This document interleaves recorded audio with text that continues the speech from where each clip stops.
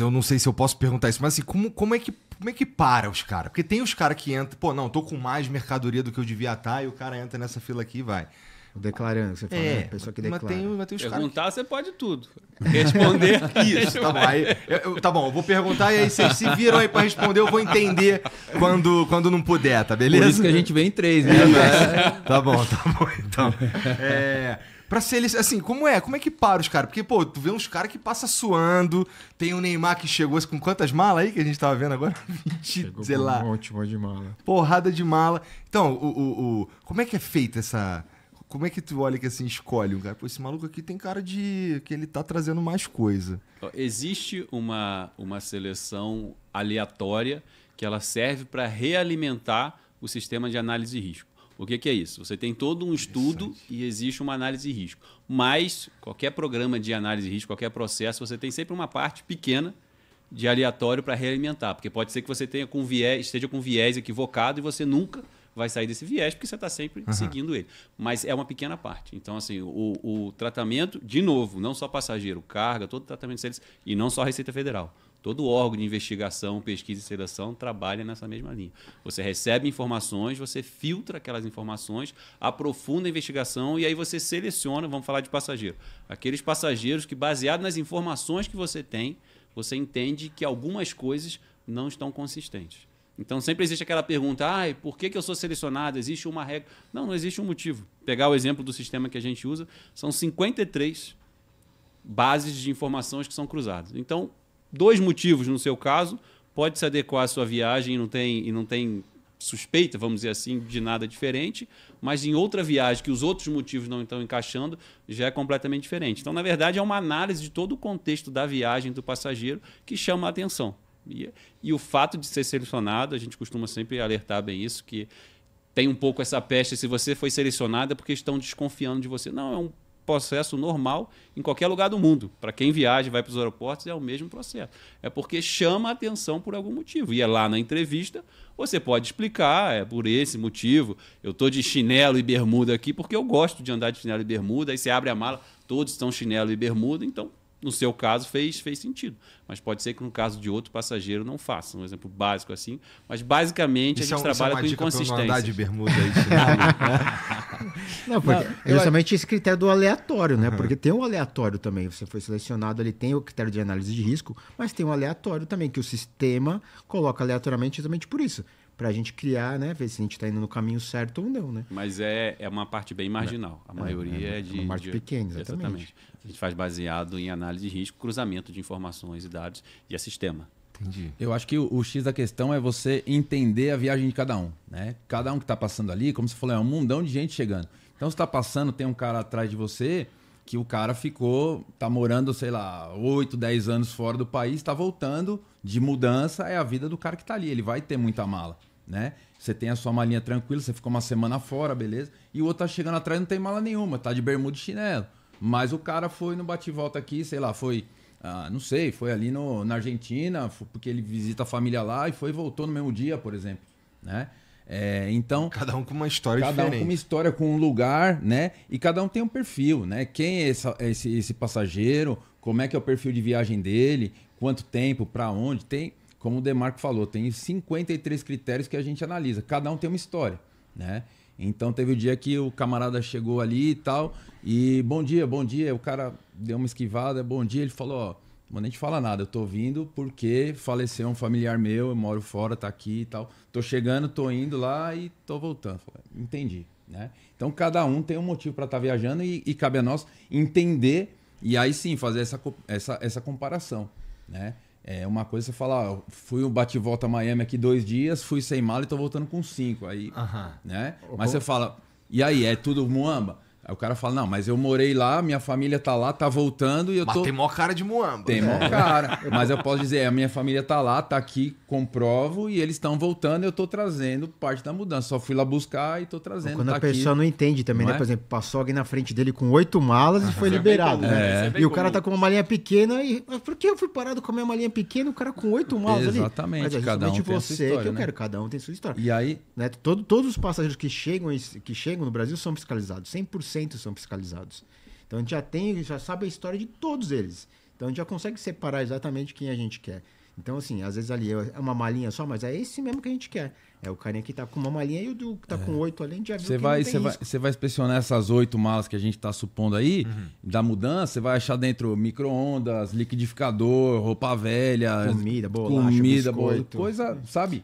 Que é a vida dele, né? Não fala que é velha, não, que o pessoal às vezes fica sentido. Sabe? Mas a minha roupa é velha, não. Quer dizer que ela é usada, Mas não tem tratamento tributário. Tem um valor emocional, né? Tem um valor emocional. O pessoal às vezes fica E sentido. do lado, né? Então eu tô desperdiçando tempo, se eu não tive uma análise em examinar aquelas 8 malas, e o cara tá passando com uma mochilinha que ele traz 40 iPhone do último modelo, né? Que de repente vale mais do que a droga, se a gente for ver em valor, né? O intuito é a gente... Lembra que viagem, passagem aérea, a pessoa paga, tem pressa, tem intenção que seja rápido. Então a nossa intenção é atrapalhar o menos possível a viagem do viajante de bem, vamos dizer assim. Então, o nosso trabalho é pensar no meio daquele montão de gente qual que é o passageiro que representa, hipoteticamente, algum risco ao entrar e sair do país. Os outros passageiros, a gente faz uma fiscalização prévia, analisa, como o Rodrigo falou, todos os passageiros são analisados, existe um sistema que analisa todos eles e a gente entende que não representa um risco. Então, a intenção é abordar o menor número de passageiros possível para não criar nenhum desgaste, atraso, nada disso. O nosso trabalho é esse.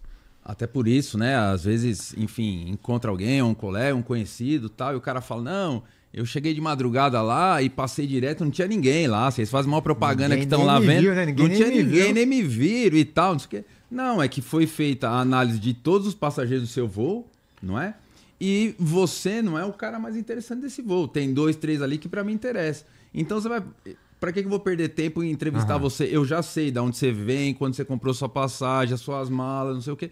Para mim não interessa. Eu tenho um cara mais interessante. Então ninguém... Nem vai. Por isso que ele fala, não tinha ninguém, né? E esse aí nunca está satisfeito, né? Porque se ele não é selecionado, ele fala que não tinha ninguém, reclama. Se é selecionado, ele reclama porque e aí o cara vai na internet lá e coloca, não, chega de madrugada e tal, não sei o quê, no voo de conexão, que não tem nada, que não dá nada. Isso é interessante. O pessoal tem várias teorias, vários mitos Cara, muito interessantes. Vou te falar. Eu vou te contar um bem interessante. A gente estava com uma investigação de um determinado passageiro que vendia cursos na internet de como passar pela fiscalização, como burlar a fiscalização. E isso bateu no escritório de investigação da Receita lá em Brasília e vieram cobrar a gente. Mas tá aqui o rapaz vendendo, a gente levantou, foi pesquisar, tinha 2 viagens. E tinha sido fiscalizado. Ele ganhava dinheiro, adivinha fazendo o quê? Vendendo o que não sabia. Dando curso do que ele não fazia. Ele não é um contrabandista, ele é um estelionatário, né? É outro crime, né? Que coisa, cara. E tem muito disso daí, mas isso é mito. 24 horas por dia, todos os dias da semana, tem fiscalização, tem gente lá vendo, a análise de risco é feita o tempo inteiro. Isso é interessante. Você falou que todos os passageiros são fiscalizados. Todos, 100%. Todos passam por algum nível de análise ali. Para-se os caras que tem um perfil ou aleatório ou menor parte aleatória. Exatamente, dentro do sistema. Dentro do o sistema. Sistema também acusa isso. A gente diferencia de fiscalização indireta, que é essa primeira fiscalização que não há abordagem pessoal, e a fiscalização direta, quando você vê uma necessidade de ter uma abordagem pessoal. Mas todas são fiscalização. Tá. Aí, tu falou aí mais cedo, aí tu mencionou o viajante de bem. O que seria um viajante do mal, então? É o cara que passou com... Vamos lá, o cara passou... Ele não passou com 10 iPhone, não, tá? Mas só que, puta, ele comprou um computador ali caro que ele queria, um MacBook, um iPhone pra ele, tudo pra ele, tá ligado? Estourou a cota, não declarou, passou ali. Esse cara aí, puta, não vai dar um esporrão nele, vai. Tu vai falar, pô, cara, vacilou, toma aqui, paga essa paradinha. Na verdade, a gente não... O nosso intuito não é dar esporro, nem lição de moral em ninguém, mas o termo eu quis usar para o viajante que está dentro da legislação, vamos dizer assim. Mas, de novo, se existe um tributo a ser pago, e aí pega o comecinho que eu falei em relação às políticas tarifárias do país, beleza, você cumpre, a nossa obrigação é essa, mas eu vou dizer que não é o nosso intuito principal. O nosso intuito principal é proteger as fronteiras. E aí a gente está falando de algo de volume que acarrete algum risco, e aí não só a questão da droga, mas a questão comercial também. Porque às vezes tem essa impressão de que a questão comercial é de menor relevância, de menor monta. Vamos pegar o caso do iPhone que o Anderson falou, aí só 40 fones, tatinho, ele vai vender, sustentar a família. Naquele caso específico, para aquele passageiro, aquela pessoa, Não estou nem dizendo se ele vai ter uma grande renda, que em geral tem. Mas pode ser. Agora, e o mercado regular? E todas aquelas pessoas que têm uma loja, que sustenta, que fornece emprego, que tem a sua família e quebra, é que você não está vendo ele naquele contexto. Mas o nosso papel enquanto Estado é defender. É defender essa pessoa que pratica o comércio irregular. Senão a gente vai saindo da regularidade, a gente vai voltando um pouco no tempo, vai começando a questão do escambo, a questão da lei da selva, cada um por si. Acho que não é um caminho bom. Então, assim, na hora de aplicar a legislação, a gente não acha legal assim o cara, putz, você me quebrou, tomou tudo que eu tenho. Não vou dizer que é legal, tá, uma satisfação, mas a gente tem que pensar no contexto. E o contexto é que existe uma legislação pensando nisso. Ah, mas poderia ser aprimorada. Beleza. A gente elege as pessoas no Congresso, a gente faz pressão, argumento, por aí vai, para ter uma legislação. Mas o intuito principal é esse. Então, essa questão de que a mercadoria é uma coisa de... E não estou nem entrando no contrafeito, que é um problema maior ainda. É de menor monta? Não é. Não é. Até que é legal colocar isso. A gente ali, a Receita, não cria a legislação, né? A gente apenas aplica a legislação. Né? Não tem ali, a gente não tem o poder. Não adianta o cara reclamar contigo, contigo, ficar reclamando. Né? Ah, mas se fosse diferente, se o imposto fosse menor, ali não é o nosso papel. O nosso papel é aplicar a legislação que existe. Né? Como o Demarco falou, ali é o Congresso que vai trocar as leis, que vai mudar. Então não é o papel da Receita ali. E até porque esse caso dos 40 iPhones, por exemplo, o cara pode trazer 40 iPhones toda semana. Né? Então, ou seja, coitado, era só 40 iPhones. Não, ele pode toda semana, na carga, a gente pega volumes muito maiores. Né? 900 quilos de mercadoria declarados irregularmente. Então, olha, né, o prejuízo que isso causa ao comércio regular. Então, tudo isso tem que ser colocado em mesa. Informática. Como era uns anos atrás o mercado de informática e como ele se mudou, o mercado de informática, infelizmente, é um mercado muito suscetível a essa questão do contrabando. Então, hoje é difícil. Você pode ver várias lojas que vão fechando. É difícil. Então, o comércio online hoje cresceu demais, né? Pega a Remessa Expressa, né? Como cresceu a Remessa Expressa? Você compra em loja, lojinha, tudo pela internet hoje em dia. Em Guarulhos mesmo, a quantidade de volumes que cresceu é absurdo. Depois da pandemia, o volumes que chegam lá de Remessa Expressa, que é o que você compra na internet, cresceu absurdamente. Tá falando de Shopee, AliExpress, essas paradinhas. Mas só para complementar, Igor, a gente falou aqui de legislação, né? O Rodrigo bem disse, não, a gente não cria nada, a gente só está ali para aplicar. Mas você também perguntou em relação ao passageiro comum. Você fala, vou tentar a sorte, não vou... Se eu passar, passei, se não vou cair, vou pagar o imposto e a multa e tal. Eu acho que o governo federal vem, ao longo dos anos, a gente já está lá, eu tenho 20 e tantos anos, o Demarco também. Eu tenho bem menos. De idade, eu ia dizer, de idade. Claro. De idade. Mas, assim, a gente vê a evolução, né?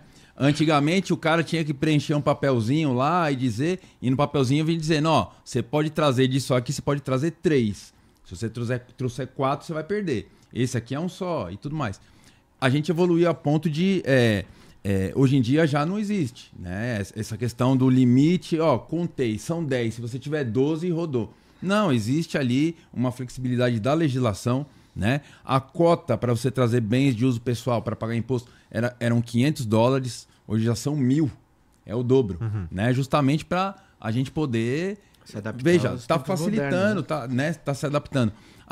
Mas tem que pagar o imposto, tem que entrar lá e não, você faz online. Você faz no aplicativo, declara, paga bonitinho, chegou lá, é um código de barra, leu, tchau. Né? Então, facilitar a vida do passageiro que quer fazer o certo, né? Então, beleza, passou, comprei um pouco mais.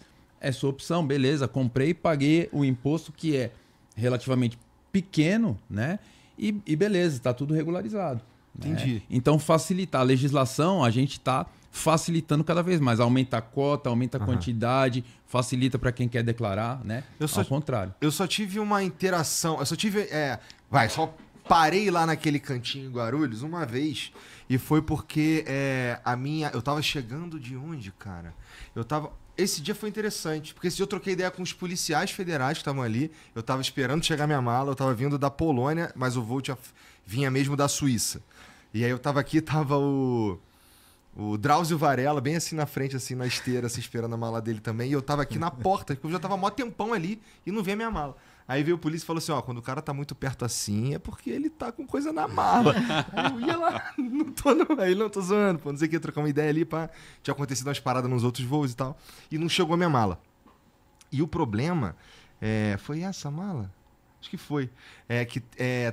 Junto comigo, com os caras lá, tinha uma porrada de equipamento, de câmera, de não sei o que e tudo mais. E aí a gente passou lá pra avisar que ia chegar em algum momento um monte de câmera, um monte de equipamento, que a gente tava lá com as notas. Porque extraviou. Tá. Que a gente tava, fui lá, e mostrou aí, com as notas, não sei o que, tinha um carinha lá, aí fiz pelo computador que tinha lá mesmo, rapidinho, pá. Sei o quê. Você pode fazer pelo celular, online, ou para quem não tem tanto domínio, às vezes não conhece, a gente tem o computador também para dar a opção. E aí a minha dúvida com o cara lá era só uma, era, pô, cara, tu não vai taxar minhas câmeras, né, cara? Pô, minha câmera que eu já uso há mó tempão, cara. Pô, é que é um montão de câmera, que eu coloquei as notas, não sei o quê. Mas que deu tudo certo. Não foi taxado. Não, o Anderson tem uma história interessante com o Drauzio Varela, né? Ele comentou o nome agora. O Drauzio Varela, né? O que aconteceu? Não. Ele passou lá no seletor, fala. Não, mas pode contar, por favor. Eu não lembro, só lembro que é interessante. Que ele passou lá no seletor e você que tava. Não. E aí você cumprimentou ele com as recomendações dele, né? Que são... Eu falei também, para não pagar imposto, né?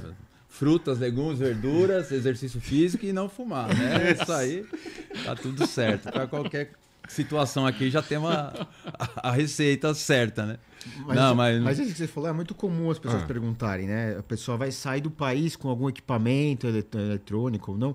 É você levar a nota mesmo, é o que você fez mesmo, né? Comprovar que você comprou no Brasil, aí não tem segredo, né? Você não vai ser tributado por um equipamento que você já comprou no Brasil. E você que tá assistindo esse vídeo aqui no Talk Flow, dá pra você virar membro, cara, do Flow agora. É um botãozinho do lado do botão de se inscrever. A gente faz um programa semanal só pros membros. Olha! Então fique esperto aí. Se quiser virar membro, tá bem aqui do lado, é mó merreca, custa menos de R$8, irmão.